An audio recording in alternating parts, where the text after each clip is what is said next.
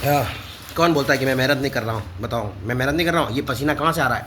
ये बिना मेहनत किए कोई पसीना आता है क्या? ये देखो ऊपर से लेकर तक मैं पसीने में तरबतर हो रहा हूँ। कितनी मेहनत कर रहा हूँ मैं। कितनी खतरनाक मेहनत, कितनी खतरनाक तपस्या कर रहा हूँ। गर्मी में बैठकर गर्मी सहन कर रहा हूँ। जाऊँगा मैं लद्दाख, जाऊँगा आगे पीछे ऊपर नीचे। मैं नॉर्थ इंडिया और नॉर्थ इंडिया में भी जाऊँगा मैं।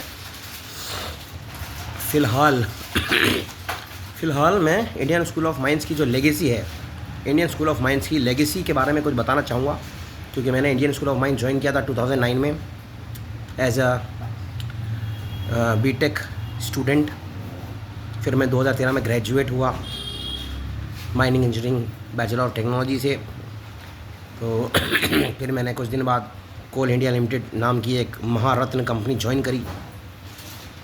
और उसके बारे में कुछ मैं बताऊंगा, डिटेल्स दूंगा अपनी और दूसरों की, कि क्या क्या सिखाया मुझे कोल इंडिया लिमिटेड ने। कोल इंडिया लिमिटेड की एक सब्सिडरी है भारत कोकिंग कोल लिमिटेड, नवरत्न कंपनी है। तो Indian school of mines, BCCL and CIL ने मुझे क्या सिखाया, ये मैं थोड़ा शॉर्ट डिटेल्स में समझाऊंगा। तो सबसे पहले तो मैंने 2008 में पहली बार इंडियन इंस्टीट्यूट ऑफ टेक्नोलॉजी का जॉइंट एंट्रेंस एग्ज़ाम दिया, जिसमें मैं फ़ेल हो गया। उसके बाद फिर मैंने एक साल और ड्रॉप किया और मैंने फिर से 2009 में एग्ज़ाम दिया और मैं क्लियर हो गया। मेरी 6085 रैंक आई थी, 6085 ऑल इंडिया रैंक आई थी मेरी, अनरिजर्व्ड कैटेगरी से, जनरल कोटे से 6085 रैंक आई थी मेरी। तो ज़्यादा कुछ की तो उम्मीद नहीं थी, बट फिर भी मैंने NIT सिलचर से लेकर NIT श्रीनगर से लेकर IIT वाराणसी से लेकर IIT खड़गपुर में भी मैंने MSc chemistry, MSc physics, applied physics का मैंने भरा था। मैंने माइनिंग इंजीनियरिंग ISM धनबाद में माइनिंग इंजीनियरिंग से पहले मैंने MSc केमिस्ट्री, MSc फिज़िक्स और अप्लाइड फ़िज़िक्स ये मैंने IIT खड़गपुर और IIT वाराणसी दोनों में भरा था, बट मुझे नहीं मिला। ISM धनबाद में मैंने सिर्फ पहले पेट्रोलियम भरा था, फिर माइनिंग इंजीनियरिंग भरा। क्योंकि मैंने जितना पता किया था काउंसलिंग से पहले, तो मैंने गूगल बाबा पे सर्च किया कि 100% प्लेसमेंट किस में होता है, तो मुझे पता पड़ा माइनिंग इंजीनियरिंग में होता है। फिर मुझे ये भी पता पड़ा कि पेट्रोलियम में भी हो जाता है, और पेट्रोलियम में लाइफ थोड़ी अच्छी होती है माइनिंग इंजीनियर से। तो इसलिए मैंने ISM धनबाद का सबसे पहला पेट्रोलियम भरा, फिर माइनिंग भरा। उसके बाद तो फिर मैंने भरा होगा, मुझे याद नहीं कितना क्या क्या भरा मैंने। तो मुझे माइनिंग इंजीनियरिंग मिल गया। और 100% प्लेसमेंट इसलिए ज़रूरी होता है क्योंकि पढ़ाई ख़त्म होने से पहले अगर नौकरी लग जाए तो ज़्यादा अच्छा रहता है। इसलिए मैंने माइनिंग इंजीनियरिंग भरा, इंस्पाइट ऑफ द फैक्ट कि मेरे को बचपन से ब्रोंकाइटिस की प्रॉब्लम थी, डस्ट से एलर्जी भी थी मेरे को। फिर भी मैंने माइनिंग इंजीनियरिंग लिया मैंने, बिकॉज पढ़ाई लिखाई अक्सर ज़्यादातर लोग पढ़ाई लिखाई अपनी इच्छाएं पूरी करने के लिए नहीं करते हैं, उनको करनी पड़ती है पढ़ाई लिखाई, ज़बरदस्ती भी पढ़ाई लिखाई होती है कभी कभी ज़िंदगी में। तो पढ़ाई लिखाई तो मेरे को करनी थी, रिसर्च वगैरह भी करनी थी मेरे को, बट वो तो खैर मेरी औकात नहीं थी क्योंकि मेरी रैंक इतनी नहीं आई। तो Indian school of mines Dhanbad में मैंने जब पता किया मैंने उसके बारे में, तो मुझे इतना ही पता था कि वहाँ पे 100% प्लेसमेंट हो जाता है और अच्छी खासी नौकरी लग जाती है। और इंडियन स्कूल ऑफ माइंस के जो बाई प्रोडक्ट्स जिनको डायनामाइट भी बोला जाता है, वो माइनिंग और पेट्रोलियम इंडस्ट्री में काफ़ी अच्छी ऊंची पोजीशंस पे काम करते हैं। ये सब पता पड़ गया था मेरे को, इसलिए मैंने ज़्यादा टेंशन नहीं ली और माइनिंग इंजीनियरिंग मैंने काउंसलिंग उसमें डाली मैंने, और उनको मिल भी गई। तो इंडियन स्कूल ऑफ माइंस को पहले इंडियन स्कूल ऑफ मेल्स भी बोला जाता था, MALES males, Indian school of males, क्योंकि वहाँ पे मर्द प्रजाति के लोग ज़्यादा पढ़ाई करते थे। औरतों को वहाँ पे पहले एंट्री नहीं थी, बाद में एंट्री मिल गई। पहले मर्द प्रजाति के ही लोग ज़्यादातर पढ़ाई करते थे अर्थ साइंस के फील्ड में, माइनिंग, पेट्रोलियम, जियोलॉजी, जियोफिज़िक्स। तो जब झारखंड बोर्ड से एंट्री होती थी, झारखंड बोर्ड का एग्ज़ाम पहले इंडियन स्कूल ऑफ माइंस का खुद का एग्ज़ाम होता था एक। तो उस एग्ज़ाम में झारखंड और बंगाल के और आस पड़ोस जिन लोगों को पता होगा कि माइनिंग इंजीनियरिंग और पेट्रोलियम और जियो साइंसेज, अर्थ साइंसेज से कितना पैसा कमाया जा सकता है, तो वही लोग उसमें भरते थे और उन लोग को मिल जाता था। कुछ लोग बैकडोर एंट्री भी करते होंगे, ऑब्वियस ही बात है, क्योंकि सुनने में आया ऐसा कि अंग्रेज़ों के ज़माने में जब माइनिंग चालू करनी थी तो अंग्रेज़ों ने ही इंडियन इंस्टीट्यूट ऑफ माइंस की स्थापना करी थी 1926 में।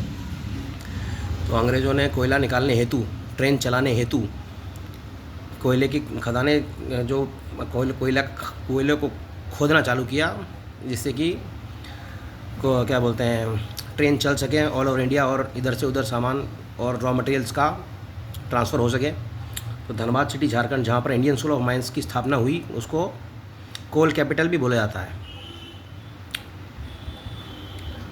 तो इंडियन इंस्टीट्यूट ऑफ माइंस में फर्स्ट ईयर में मतलब ज़्यादा कुछ तो नहीं पता मुझे, बट जो थोड़ा बहुत पता है वही बता रहा हूँ मैं। तो फर्स्ट ईयर में ही मैंने मदिरा पान चालू कर दिया था, क्योंकि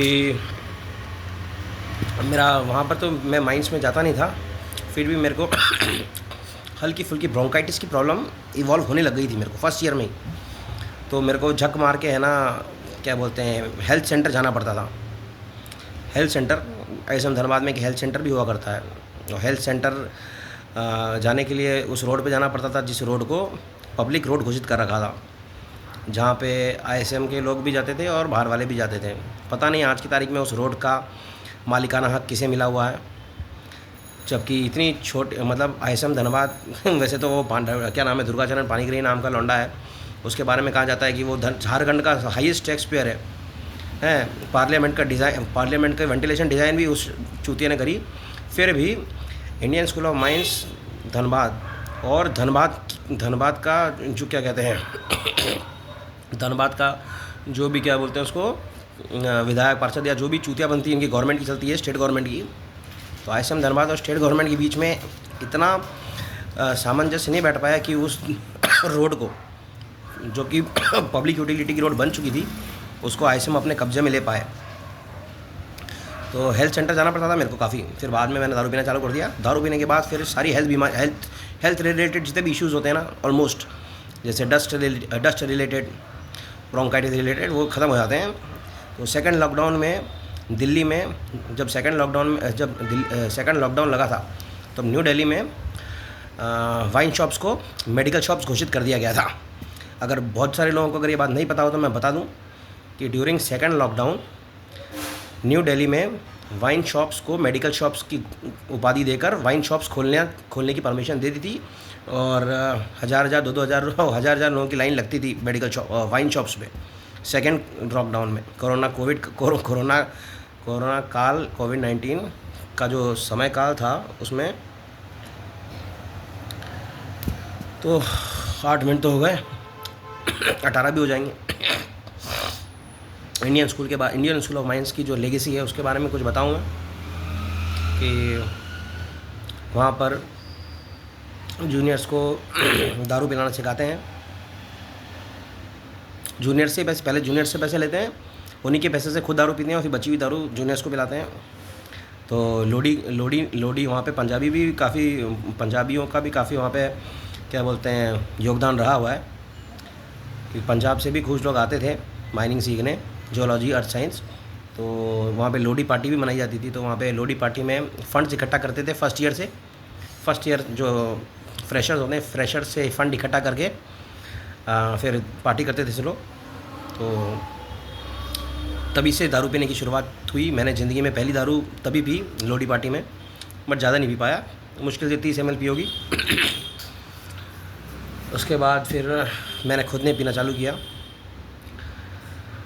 तो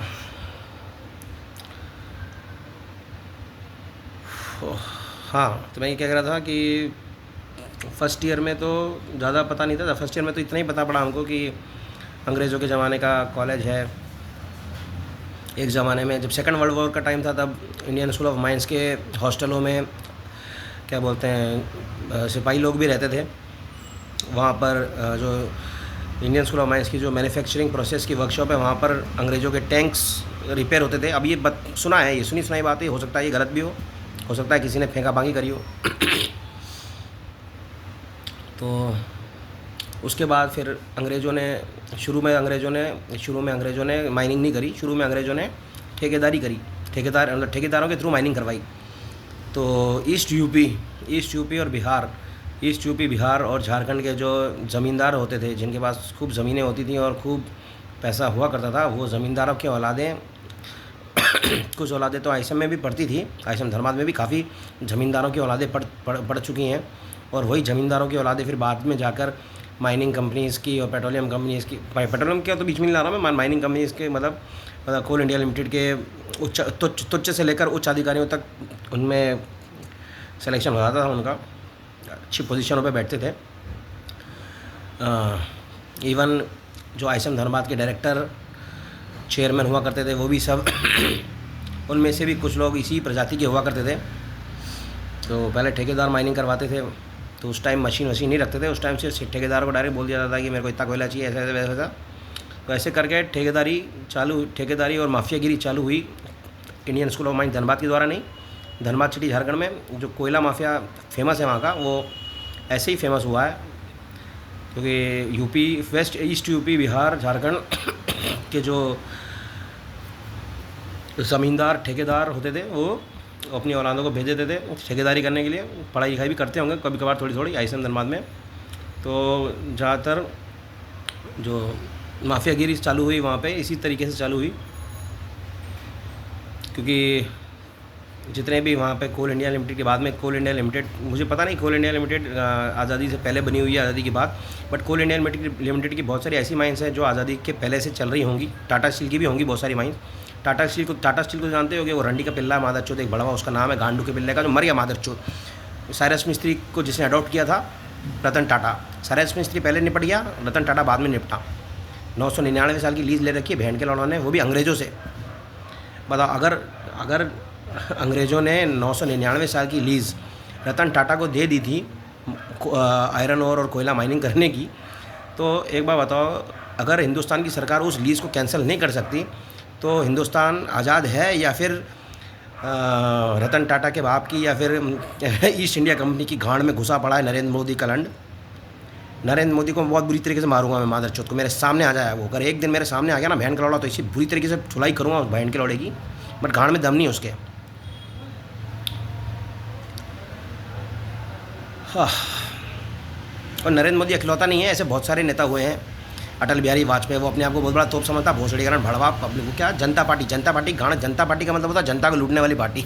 वो मादरचोद भड़वे हैं साले सब, A to Z जितने भी हैं ना, ये राहुल क्या कहते, कांग्रेस से लेकर बीजेपी, जितनी भी मादरचोदाई पंथी की इनकी बहन चोद, सब साले हंडाम के रंडवे, सबको मार दूंगा मैं, सारे पॉलिटिशियन पाँचों।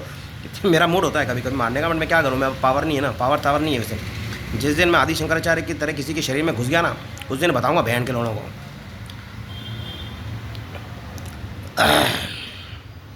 तो जब मैं सोनम वांगचुक से मिलने गया था लद्दाख, तो सोनम वांगचुक तो बिज़ी था बड़े लोगों से मिलते बातचीत में। तो मैंने उसके कुछ चिले चपाटों से बात करी, तो मैंने उसको बोला कि मैंने कहा यार, मैं तो ऑलरेडी जितने पॉलिटिशियंस हैं उनको जान से मारना चाहता हूँ, और तुम लोग स्टेटहुड मांग रहे हो, तुम और पॉलिटिशियंस पैदा करना चाह रहे हो, क्यों मेरा काम बढ़ाना चाह रहे हो? मैंने तो जो एग्जिस्टिंग पॉलिटिशियंस हैं उनको जान से मार दूँ मैं, इतना मेरा मन करता है, और इसी उसके लिए मैं मेहनत कर रहा हूँ। मैंने कहा मैं उनको मारना चाहता हूँ और तुम और पॉलिटिशियंस पैदा करना चाह रहे हो, ये गलत बात है ये तो आइसम धनबाद के जो हॉस्टल्स हैं ना, आइसम धनबाद के हॉस्टल्स में, आइसम धनबाद धनबाद में है, धनबाद के पास में एक सिटी है आसनसोल। तो आसनसोल में एक एरिया है, उस एरिया का नाम है सीतारामपुर, और Sitarampur is famous for brothels, रंडी खाने कोठे, उसके लिए फेमस है सीतारामपुर। तो ये चीज़ भी हमको बताई गई कि किसी ज़माने में जो आइसम धनबाद के स्टूडेंट्स होते थे, वो अपने एल्यूमनाई, मतलब BCCL में काम करने वाले ऑफिसर्स लोगों को बोलते थे कि हमको आप है ना कार वगैरह भेजो, एम्बेसडर वगैरह भेजो, हमको जाना है सीतारामपुर। तो फिर है ना ऐसी वहाँ पे उस टाइम ट्रेनिंग चलती थी। मतलब ये है legacy, Indian school of Mines की लेगेसी बता रहा हूँ मैं, क्योंकि क्या है ना, मैंने तो उसी जगह बैठकर इंडियन स्कूल ऑफ माइंस के हॉस्टलों में बैठकर मैंने मदिरा पान भी किया है, मैंने भांग भी पी है, धतूरा नहीं खाया, ये बात अलग है, ठीक है। धतूरा तो मैंने बहुत लेट खाना चालू किया, 33 साल की उम्र में, 33 साल की उम्र में मैंने धतूरा खाना चालू किया। बाकी मदिरा पान तो मैंने 2009 से चालू कर दिया था। तो इंडियन स्कूल ऑफ माइंस की जो हॉस्टल्स हैं, ऐसा सुना है मैंने, देखा तो नहीं है, तो ऐसा भी सुना है मैंने कि है ना सीतारामपुर से रंडियाँ इंपोर्ट करके लाते थे कार में भर भर के, और फिर है ना हॉस्टल्स की जो गैलरीज होती थी, विंग्स, वहाँ पर भी रंडियों को नचवाया जाता था, दौड़ाया जाता था। ये सब सुना हुआ है मैंने। जो लेगेसी है ना इंडियन स्कूल ऑफ माइंस की, वो सिर्फ लेगेसी सिर्फ अंग्रेज़ों के कारण है, क्योंकि अंग्रेज़ है ना, अंग्रेज़ों के पास माइनिंग एंड जियोलॉजी और जियोफिजिक्स का लिटरेचर था, और लिटरेचर को वो चाहते थे हिंदुस्तानियों को पढ़ाना, सिविलाइज़ करना तो उनका काम था ही, बट वो पढ़ाना चाहते थे कि इन चूतियों को पढ़ाकर इन चूतियों से काम करवाएं, है ना, क्योंकि वर्क पावर, मैन पावर ज़्यादा नहीं थी उनके पास, और अपने तो बाकी इंडियन स्कूल ऑफ जो माइंस है धनबाद, उसके अंदर उसकी लेगेसी में सिर्फ वो लेगेसी सिर्फ इसलिए है क्योंकि वो that was related to mighty British man. बाकी झारखंड, बंगाल, उड़ीसा, छत्तीसगढ़, ईस्ट बिहार, है ना, ईस्ट यूपी, बिहार, वो सब जो है ना, उन इंडियंस ने, हिंदुस्तान के जो झांट मारे नीच लोग हैं ना, उन लोगों ने तो लेगेसी की माँ का भोसड़ा किया है। सच बता रहा हूँ, मैंने नहीं किया है, मैं तो बता रहा हूँ तुम लोग को ये सब, है ना। Indian school of mines Dhanbad के जो करंट यानी IIT धनबाद के जो करंट स्टूडेंट्स होंगे, वो अपने आप को बहुत तोप समझते हैं, जो झंडागिरी कर रहे हैं, लावड़ागिरी कर रहे हैं। मैं गांड मरा लो भोसड़ी के लंडो, आगे पीछे तुम्हारा भी बुरा हाल होगा ही होगा। ऐसा थोड़ी ना कि तुम ऐश कर लोगे। चूतिया बनाया जा रहा है सबको, बनो चूतिया, मेरे बाप को क्या जा रहा है। गांडुओं का, चूतियों का देश है, गांडुओं की सरकार है, सारे गांडू हैं, सारे गांडुओं के आपस में हाथ मिले हुए हैं। एक समय था जब कांग्रेस ने BJP को खरीद लिया था। कांग्रेस वालों को ये पता पड़ गया था कि अगर कांग्रेस वाले सत्ता में आ जाएंगे तो कांग्रेस वालों को मार दिया जाएगा जान से, इसलिए कांग्रेस वालों ने BJP वालों को खरीद लिया, और कांग्रेस वालों ने बोला कि हम आराम करते हैं थोड़े दिन, तुम चलाओ सरकार। तो अभी 10 साल से सरकार चल रही है, जो इसीलिए चल रही है। ये मत सोचना कि BJP वाले के वो तोप हैं। BJP वाले बिके हुए हैं कांग्रेस वालों के हाथों, क्योंकि कांग्रेस, अब मैं ज़्यादा डिटेल में जाऊँगा क्योंकि ज़्यादा पॉलिटिक्स में ज़्यादा इंटरेस्ट नहीं मेरे को। मैं सारे पॉलिटिशियन को मानना चाहता हूँ। मैं चाहता हूँ कि चाइना जैसा बन जाए इंडिया, कम्युनिस्ट नेशन। मैं तो उससे भी बड़ा बढ़िया काम कर सकता हूँ, बट फिर भी तो मैं अभी फ़िलहाल के लिए इंडिया के लिए ज़्यादा बेटर कम्युनिज़म है।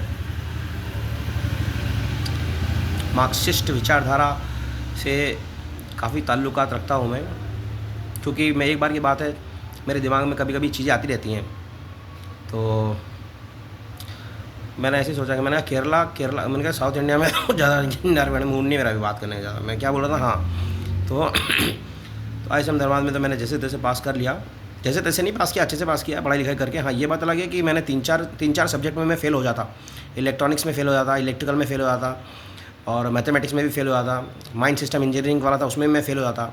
तो बहुत सारे ऐसे सब्जेक्ट थे जिसमें मैथमेटिक्स इंक्लूडेड थी, और कुछ के टीचर इतने ज़्यादा गंवार थे, इतने ज़्यादा गंवार नहीं बोल सकता हूँ मैं, पढ़ाना नहीं आता टीचरों को।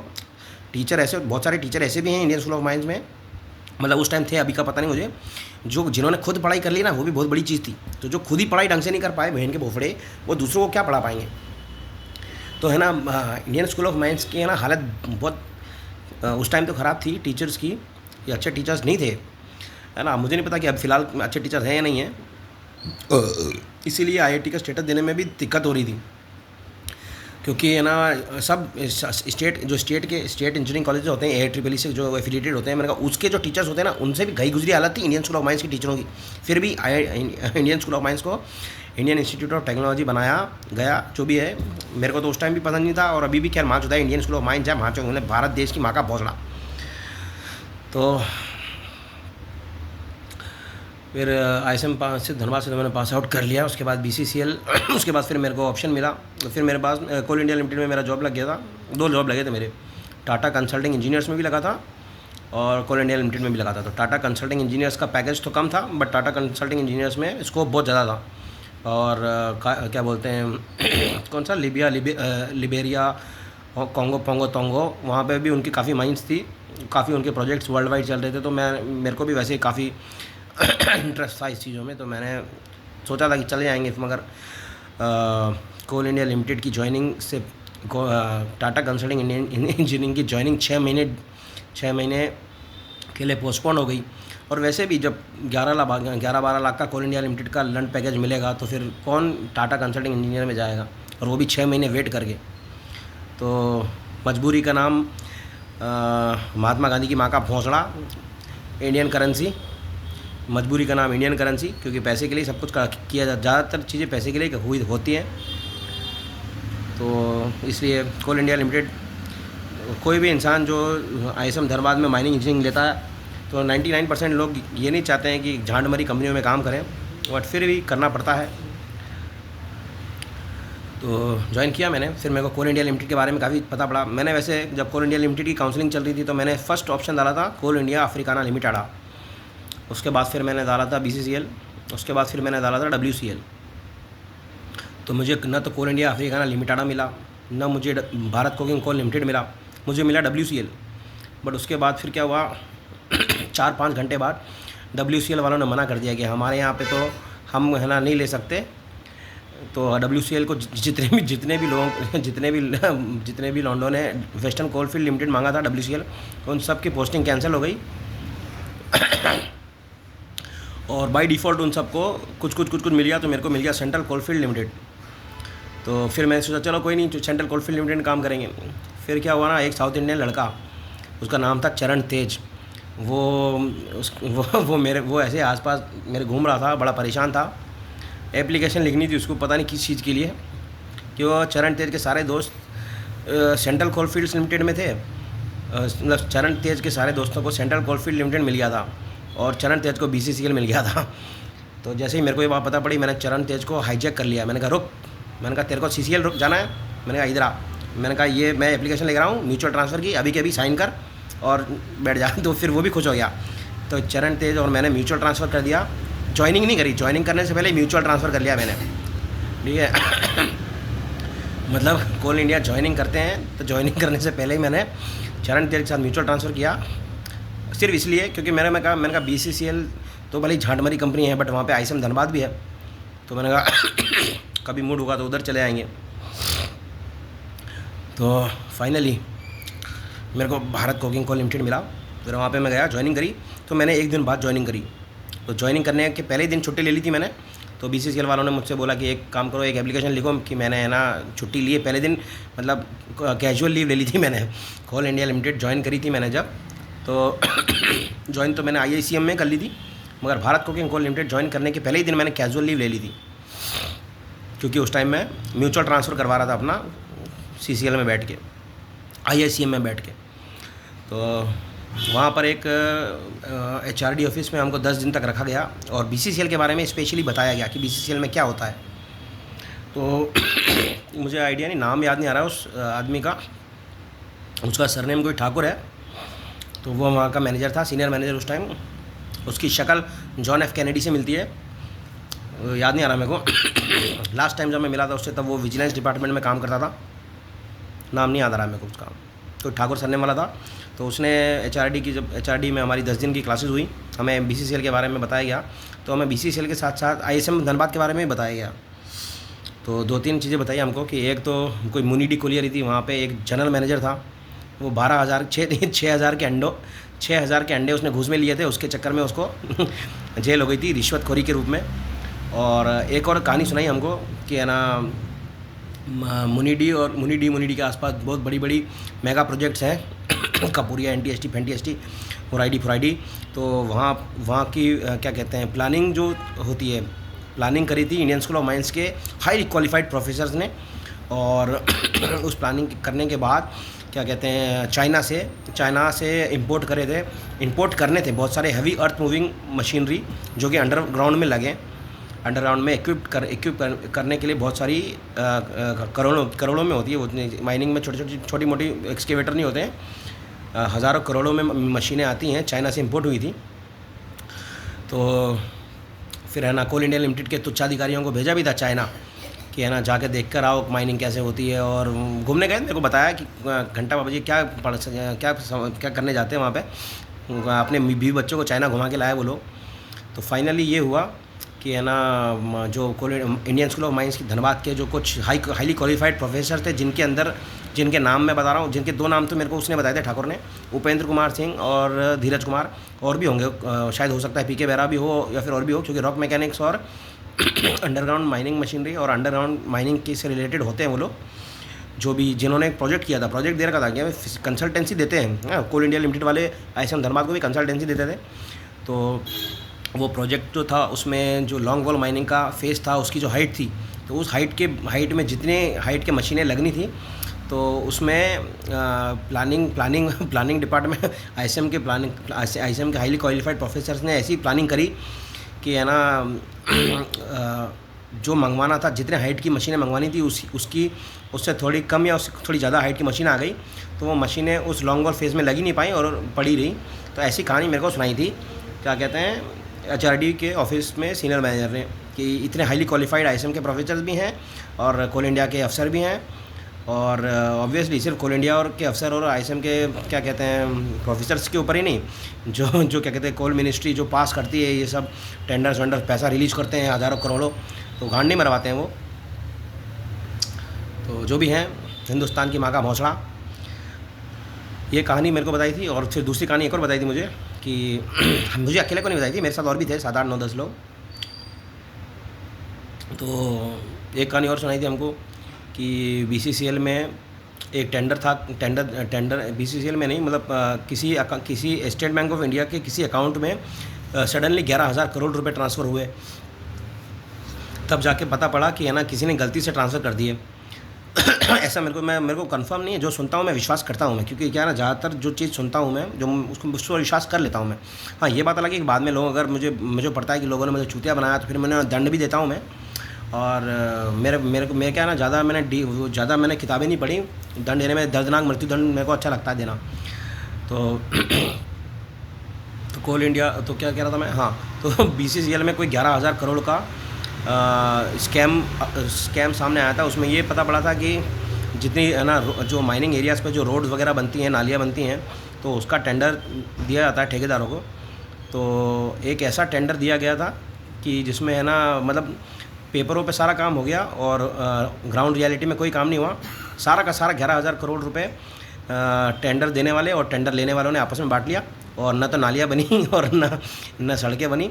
तो ऐसे हाईली क्वालिफाइड एंड क्या बोलते हैं, देशभक्त और ईमानदार लोग बैठे हुए हैं बीसीसीएल और कोल इंडिया लिमिटेड में, और क्या कहते हैं इंडियन स्कूल ऑफ माइंस में भी। क्योंकि मैंने तो एक मंत्र भी बनाया हुआ है, ओम लीम वीरभद्र स्वामी सर्व दुष्टाचार्य वाचा मुखम परम स्तंभाय जीवाम खिलाय बुद्धिम विनाशय लीम ओम फट स्वाहा।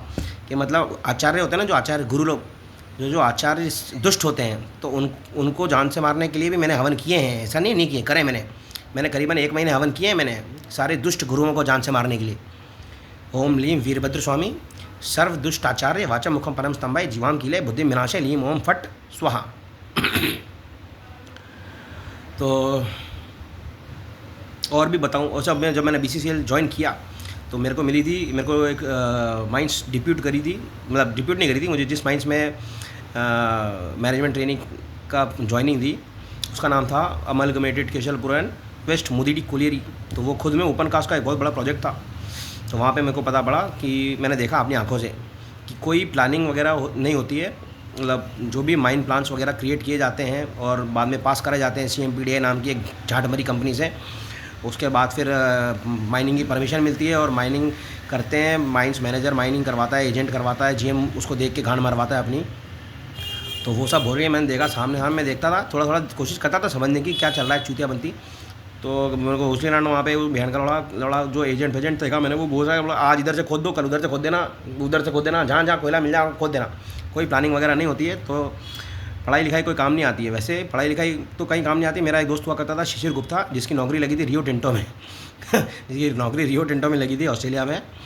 तो उसने मुझे बताया कि वहाँ पर भी ऐसे ही चलता है, टाइम पास चलता है। वहाँ पर भी कोई ख़ास क्या कहते हैं माइनिंग सॉफ्टवेयर और माइन प्लान्स की कोई वैल्यू नहीं होती है। वहाँ पर भी ऐसे ही इधर से खोद दो, उधर से खोद दो, उधर से खोद दो, ऐसे करते हैं वहाँ पे। तो मैं तो जाके देखा नहीं पर्सनली, बट उसने बताया था मुझे कि वहाँ पर भी कोई वैल्यू नहीं है साइंस एंड टेक्नोलॉजी और क्या कहते हैं साइंटिफिक मेथड्स ऑफ माइनिंग की ज़्यादा वैल्यू नहीं है, ऐसा उसने बताया था। बाकी झूठ भी था, बोल सकता है वो झूठ, मेरे से तो झूठ क्या बोलेगा, बट फिर भी ऐसा बताया था उसने। तो मेरी माइंस में मैं देखता था, मेरे को माइंस में काम करने के पहले तो क्या मैं काफ़ी परेशान था। तो मैंने खुद नहीं क्या कहते हैं माइंड से छुट्टी ले ली ना। मैंने 1 साल मैंने टाइम पास किया कैसे। उसके बाद फिर मैं भाग गया मैं। Yes, I ran away from Dhanbad city Jharkhand to Delhi गया मैं UPSC की कोचिंग करने के लिए, जिसको मैं ये भी बोलता हूँ हाई प्रोफाइल यानी high quality time pass. UPSC preparation is almost equal to high quality time pass, because अच्छी अच्छी चीज़ें पढ़ने को मिलती हैं। इसलिए यूपीएससी की कोचिंग करना कोई बुरी चीज़ नहीं है। अगर किसी के पास पैसे हों तो वो यूपीएससी की कोचिंग कर सकता है, उसमें कोई बुराई नहीं है, उसमें सीखने को मिलता है, कुछ दिमाग थोड़ा डेवलप होता है। तो मैं हाई क्वालिटी टाइम पास करने के लिए दिल्ली चला गया, फिर दिल्ली से वापस आया, फिर मैंने फिर ज्वाइनिंग करी। फिर मैंने कहा फिर मेरे से लोगों ने बोला कि तुम्हें काम करना ही नहीं करना। मैंने कहा कर लूँगा। मतलब क्या काम कराओगे? फिर काम कराने लगे मुझसे, तो मैंने कहा काम करूँगा, मैं अच्छे से काम करता हूँ। मेरे को पहले डीजल बाउज़र में लगा दिया। बोले डीजल, जब डीजल जितने भी एक्सकेवेटर्स में डीजल डालते हैं तुम चेक करो कि वो सही डालते हैं या नहीं डालते हैं। तो फिर मैं डीजल के बाउज़र में बैठने लगा। बाउज़र मतलब एक मशीन होती है, ट्रक जैसा होता है, उसके पीछे में टंकी होती है गोल गोल। तो जितने भी बड़े बड़े एक्सकेवेटर होते हैं उसमें डीजल डालते हैं, 1000 2,000 लीटर। तो फिर उस टाइम ज़्यादा टाइम काम नहीं किया मैंने, तो मेरे को पता पड़ गया, मेरे को पता क्या पड़ गया, मेरे को बताने के लिए डाला वो शायद। तो उसमें पता पड़ा कि डेली 60,000 रुपये का, तो 60,000 रुपये का डीजल चोरी कर लेते हैं डेली। मतलब वो तो सिर्फ वो कौन, एक्सकेवेशन डिपार्टमेंट वाले 60,000 रुपये का डीजल चोरी कर लेते हैं डेली। 60,000, 1 मिनट, 60, हाँ ऐसे कुछ था। मतलब ज़्यादा उसको एग्रीवेट भी कर सकते हैं, मेरे को ज़्यादा याद नहीं अच्छे से, बट हाँ कि मतलब डीजल चोरी करते हैं। उसके बाद फिर क्या कहते हैं, पेपर्स पे शो कर देते हैं कि पिलफ्रेज हो रहा है। पिलफ्रेज मतलब डीजल बाउज़र से डीजल मशीन में डालते डालते थोड़ा बहुत जो तेल गिर जाता है तो उसको पिलफ्रेज बोलते हैं। तो वो पिलफ्रेज दिखा देते थे। तो ऐसे करके और भी बहुत सारी चीज़ें पता पड़ी मेरे को कि मतलब जैसे कोयले का एक डंपर जब माइंस के फेस से जाता है, जब माइन से निकलता है, तो फिर हर कोयले के डंपर पे 50-60 रुपये या 100-200 रुपये ऐसे फ़िक्स होते हैं। क्या बोलते हैं, मतलब जो बहुत सारे ऐसे भी डंपर होते हैं जो है ना BCCL या कोल इंडिया लिमिटेड की साइडिंग में नहीं जाते हैं। बहुत सारे ऐसे होते हैं जो डायरेक्ट कोल माफियाओं के घर चले जाते हैं और वहाँ से फिर बिकते हैं इधर उधर। तो ऐसे जितने भी ट्रक्स होते हैं इलीगल माइनिंग वाले, क्योंकि इलीगल माइनिंग भी इलीगली होती है वहाँ पे। कोल माफियाओं को कोयला कहाँ से मिलता है? कोल माफिया को गांड से थोड़ा निकालते हैं। कोल माफिया भी जितने भी हैं वो सब गवर्नमेंट की मशीनरी के द्वारा निकाला हुआ कोयला होता है। वो ट्रक्स वो क्या कहते हैं, हफ्ता दे देते हैं अपना, वो मैनेजर, एजेंट, GM, CMD, इन सब तक हफ्ता पहुँच जाता है। हर एक कोयले का ट्रक होता है, डंपर जो भी बोलो उसको, कितने टन का होता है याद नहीं मुझे, 80-90 टन का होता होगा छोटा डंपर। और हर डंपर पे 100-200 रुपये फ़िक्स होते हैं और दिन के 50-100-200 डंपर तो निकल जाते हैं। उनको आइडिया नहीं था। तो खूब वहाँ पे पैसा कमाने का लीगल तरीके से इलीगल तरीके से लीगल और लीगल तरीके से इलीगल, मतलब जो भी है पैसा कमाने का वहाँ पे बहुत स्कोप है। कमाते हैं वहाँ पे, खूब पैसा कमाते हैं लोग, आराम से ऐश करते हैं। मतलब इवन है ना, क्या कहते हैं, उनको अपने घर वालों को, अपने बच्चों को ऐश करवाने के लिए अगर पैसा भेजना होता है ना, तो वो लोग क्या कहते हैं, किसी आदमी के थ्रू कैश भिजवाते हैं। मतलब वो कैश में क्या बताऊँ, मतलब इतना पैसा कमा रखा है ना वहाँ के गणमरों ने कि इतना पैसा तो उनके बीवी बच्चे खर्च भी नहीं कर सकते। मतलब सच बता रहा हूँ मैं, इतना पैसा कमाते हैं ये लोग। मतलब मेरे सामने की बात है, एक मशीन यानी एक्सकेवेटर, जो मुझे याद नहीं मुझे नहीं आइडिया कितने करोड़ का होगा, बट किसी ने बताया कि यार 600 करोड़ की मशीन थी और उसको है ना क्या कहते हैं खाई में फेंक दिया उसको, और क्या कहते हैं उसके ऊपर फिर कचरा और डाल दिया। तो क्यों ऐसे करने से क्या फ़ायदा होता है? ऐसा करने से ये फ़ायदा होता है कि दिखा सकते हैं ये कि है ना ग्राउंड कमज़ोर था, इसलिए है ना मशीन खिसक के गिर गई खाई में। और नई मशीन जब ख़रीदेंगे तो उसमें टेंडर होगा, तो उसमें फिर सबको कमीशन मिलेगा। और जो मशीन गिर जाती है ना वहाँ पे, जो मशीनें ख़राब हो जाती हैं या टूट फूट जाती हैं, उनके अंदर से लोहा, कॉपर, सब चीज़ें निकाल के भेज देते हैं वहाँ के वर्कर्स होते हैं, मज़दूर। तो वहाँ पर यह है कि मज़दूर से लेकर चेयरमैन तक, CMD तक, मतलब सब खाते हैं पैसा, सब खाते पीते हैं और खुश रहते हैं। तो इसलिए उनका सिस्टम चलता रहता है। और क्या बताऊँ, हाँ तो वही वो बता रहा था मैं कि बहुत शानदार एरिया है वो, इसलिए मेरा आने का मूड नहीं करता। बाकी मेरे को किसी ने बताया कि प्रोफेसर्स के अंडर में प्रोजेक्ट करने से भी ज़िंदगी का यापन कर सकते हैं, बट मेरा मन नहीं करता है दो जगह की झाटमरी, धनबाद सिटी झारखंड पर भी एक आध न्यूक्लियर बॉम्ब डाल ही दूँ मैं। मेरा मूड तो होता है कभी कभी, पर मेरे पावर नहीं है मेरे पास। I am not having any sort of powers. बाकी इंडियन स्कूल ऑफ माइंस की लेगेसी जो थी वो अंग्रेज़ों से थी। वो Indian school of Mines comma के आगे जो धनबाद और झारखंड है और जो भी है उससे नहीं, legacy was just because it was established by mighty British man. Okay, legacy तो बहुत पहले ख़त्म हो चुकी है, और मेरे को लगता है कि लेगेसी ख़त्म होने से पहले उसका नाम बदल के इंडियन इंस्टीट्यूट ऑफ टेक्नोलॉजी रख दिया। बाकी इंडियन इंस्टीट्यूट ऑफ टेक्नोलॉजी की इज्जत तो वैसे भी पहले से भी बर्बाद थी, कोई बहुत बड़ी चीज़ नहीं है। मैंने कहा IITs की इज़्ज़त तो पहले से ही बहुत बर्बाद ही थी, वो तो अब उसको ISM ने अपने आगे IIT लगा लिया, तो कोई बहुत बड़ी चीज़ नहीं है। देख रहा हूँ मैं आजकल, मैं ISM IIT धनबाद के ट्विटर हैंडल और फेसबुक हैंडल को चेक कर रहा हूँ, तो मैं देख रहा हूँ दिमाग कमज़ोर है, बहुत ज़्यादा कमज़ोर है लोगों का। मतलब सच बताऊँ तो क्या बताऊँ मैं, कि पता नहीं क्या भविष्य होगा इन लोगों का, इन बच्चों का जो पढ़ रहे हैं ऐसे कॉलेजों में। जो होगा होगा, भाड़ में अपने क्या जा रहा है, अपना तो टाइम निकल चुका है। और रही बात एम्प्लॉयमेंट की, तो देखा जाएगा, कोई बहुत बड़ी चीज़ नहीं है। Indian school of mines Dhanbad, वो एक क्या बोलते हैं, एक नारावाद, छोड़ो उस नारावाद लगाते थे बच्चे छोटे वहाँ पे जब पढ़ाई करते थे माइनिंग इंजीनियरिंग की, तो नारे लगाया करते थे। बट अब मेरा मूड नहीं है, क्योंकि क्या है ना, जिस एरिया के लोगों से दुश्मनी हो जाती है ना, उस एरिया के देवी देवताओं से भी लड़ाई हो ही जाती है मेरी। तो इतनी बुरी हद तक हो जाती है ना कि मैं बहुत बुरी तरीके से बेइज्जती करता हूँ। इसलिए मैंने स्लोगन चेंज कर दिया है, मैंने और वो भी मैं बोलने के मूड में नहीं हूँ अभी। तो ठीक है, Indian school of mines, coal India limited, coal ministry, और चूतियों का देश भारत, नरेंद्र मोदी, जो कि गणमरों का जो तंत्र होता है ना, गणमरों का जो तंत्र होता है उसको गणतंत्र बोलते हैं। तो भारतीय गणराज्य, गणमरों का जो राज्य होता है, गणमरों का जो तंत्र होता है, भारतीय गणराज्य के के प्रधानमंत्री के मंत्रियों का जो प्रधान होता है, वो सारे मंत्रियों का प्रधान होता है।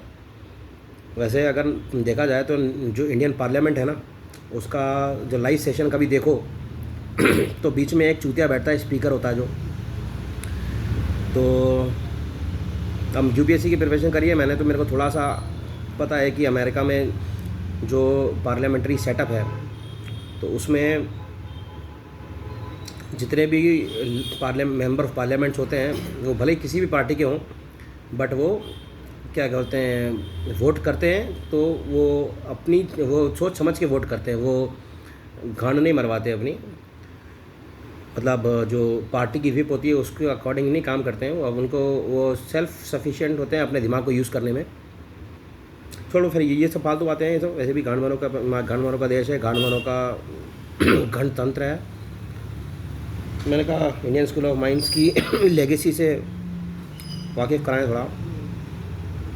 अब वैसे कौन देखता है मेरे वीडियो, कोई देखता तो है नहीं। देखो ना देखो, भाड़ में जाओ, मेरे को क्या करना उससे।